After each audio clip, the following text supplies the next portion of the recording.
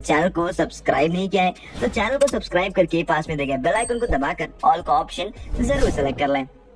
स्वीरी, खेतों से सब्जियों को तोड़ना इतना आसान हो सकता है ये शायद ही कभी आपने सोचा होगा। खेत से फूल गोभी किसान तोड़ रहे हैं, जिसके बाद वो इन गोभी को इस खास मशीन में रखते जा रहे हैं। वैसे तो किसान फूल गोभी को तोड़ने के लिए चाकू का ही इस्तेमाल करते हैं, उसे काट कर अलग करने के लिए, लेकिन उसके बाद वो अपने सामने लगी इस लंबी कन्वेयर बेल्ट पर रखते जाते हैं। ये साथ साथ चल रही मशीन कन्वेयर बेल्ट के माध्यम से फूल गोभी को इकट्ठा करती जाती है, लेकिन इसका काम यही खत्म नहीं होता है, बल्कि ये फूल गोभी को काट कर उसे छोटे छोटे टुकड़ों में भी बदलती जाती है। और अगर कुछ टुकड़े बड़े रह जाते हैं तो उन्हें हमारे किसान भाई लोग हाथों से ही तोड़कर छोटा कर देते हैं। ऐसी मशीनों का सबसे बड़ा फायदा ये होता है कि खेतों से फूल गोभी को तोड़ने से लेकर उसे काट कर तैयार करने का काम एक अकेली मशीन के द्वारा ही कर लिया जाता है, और वो भी बहुत ही कम समय में।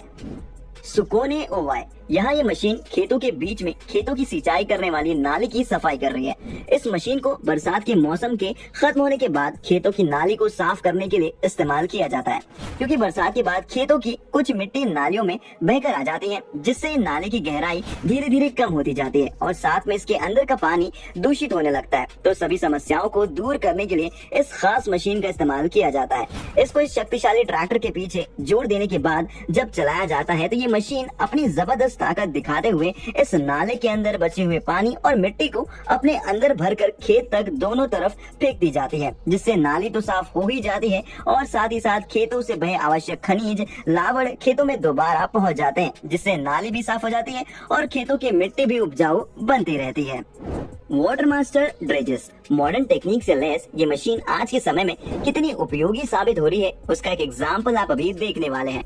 किसी केकड़े की तरह पानी में सरक सरक कर जाने वाली ये मशीन छोटे नदी नालों व नहरों को साफ करने के लिए काम में लाई जाती है।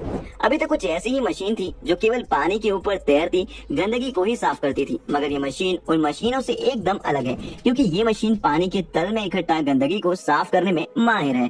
पानी में गंदगी को साफ करने के लिए इस मशीन को उस जगह टिकाया जाता है। इस मशीन में लगा ये शक्तिशाली भाग पानी के अंदर की गंदगी को अपने अंदर खींच लेते हैं और इसके बाद मशीन में ऊपर लगी पाइप की सहायता से दूर फेंकते रहते हैं। इस तरह की मशीन के इस्तेमाल से छोटे नदी नहरों के अंदर पड़ रहे जीव भी सुरक्षित बने रहते हैं, क्योंकि ज्यादा गंदगी उन जीवों के लिए भी खतरनाक होती है। ऐसे में ये मशीन न उस गंदगी को साफ करती है, बल्कि पानी में पड़ रहे जीवों को भी सुरक्षित बनाए रखती है।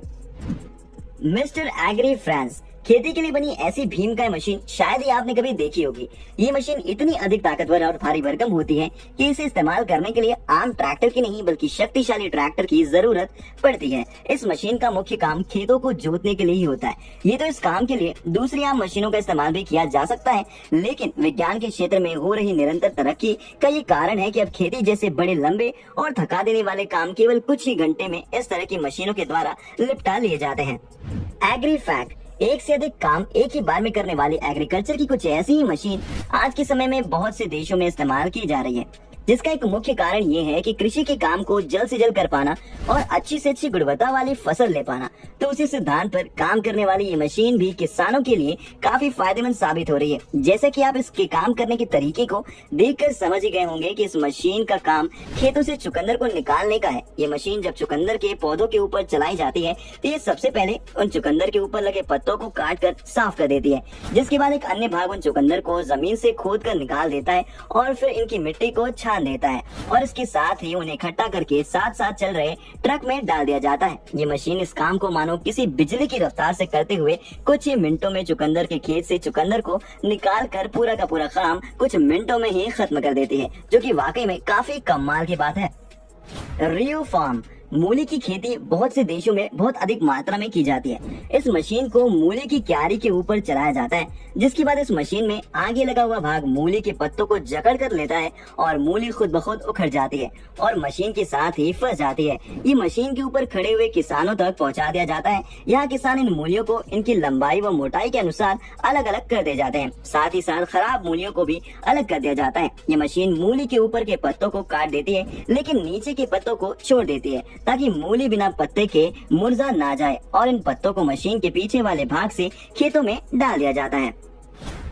Feather leader corporation. खेतों से सूखी घास के बंडल को बनाने की आपने बहुत सी मशीनें देखी होंगी, लेकिन ये मशीन उस बंडल को खोलने के लिए इस्तेमाल की जाती है।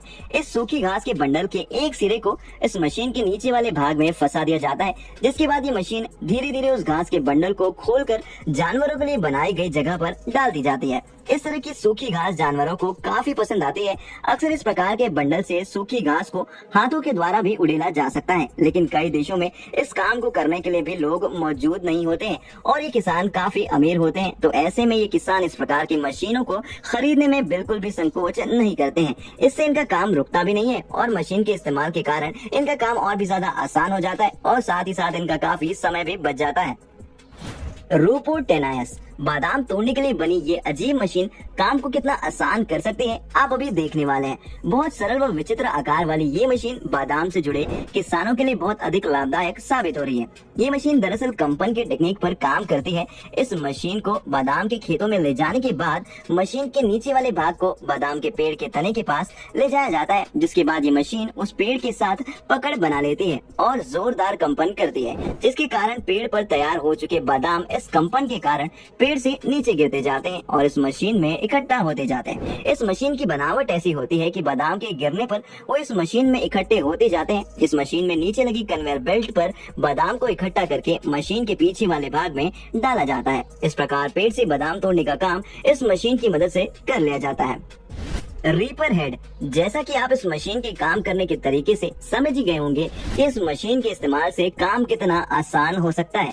जैसा कि आप देख सकते हैं कि किसान गेहूं की फसल को इस मशीन के माध्यम से काट रहा है और ये काम बहुत ही जल्दी से हो रहा है। इस मशीन से केवल गेहूं की फसल ही नहीं काटी जा सकती है, बल्कि अनेक प्रकार के पौधे वाली फसलों को भी काटा जा सकता है। इस मशीन में लगा ब्लेड इतना अधिक शक्तिशाली होता है कि वो खेतों में उगने वाली लगभग हर प्रकार की फसल को चुटकियों में काट कर खत्म कर सकता है। रोटेनबर्ग लैंड टेक्निक, खेतों में क्यारी बनाने का काम इतना सरल व मजेदार भी हो सकता है, ये शायद ही किसी ने सोचा होगा। खेत में अनेक प्रकार की फसल को बोया जाता है, जिसमें कुछ फसल ऐसी होती हैं जिसके लिए खेतों में क्यारियां बनाने की आवश्यकता पड़ती है। तो ऐसे में ये मशीन मानो किसी वर्कर की तरह खेत में क्यारी बनाती जाती है। जैसे जैसे ये मशीन खेत में आगे बढ़ती जाती है, ये समतल खेत में चलते हुए मशीन में पीछे लगे हुए भाग से मिट्टी को उठाकर मिट्टी में एक समान आकार देती जाती है, जिसके कारण बेहद सटीक क्यारियां बनती जाती हैं। बहुत से देशों में इस प्रकार के कामों के लिए किसान फावड़े इत्यादि का ही प्रयोग करते हैं, जिससे न केवल उनकी काफी अधिक समय इस काम में लग जाता है, साथ ही साथ उन्हें बहुत अधिक थकान भी हो जाती है। म्यांमार जापान, खेती के सभी कामों में धान की खेती करना ऐसा काम होता है जिसमें किसानों को सबसे अधिक मेहनत करनी पड़ती है, क्योंकि इसमें किसानों को एक एक करके धान के छोटे पौधों को दलदल वाली मिट्टी में लगाना होता है, जिससे उनका बहुत अधिक समय लग जाता है। तो वहीं जापान द्वारा बनाई गई ये मशीन उसी काम को मानो चुटकियों में निपटा देती है। इस मशीन में एक बार में पूरे धान के पौधों के बंडल को रखना होता है, जिसके बाद ये मशीन एक एक करके 6 लाइन में धान के पौधों को लगा दी जाती है। धान के बंडल खत्म होने पर इसमें पुनः धान के पौधों के बंडल को रख दिया जाता है और काम लगातार चलता रहता है।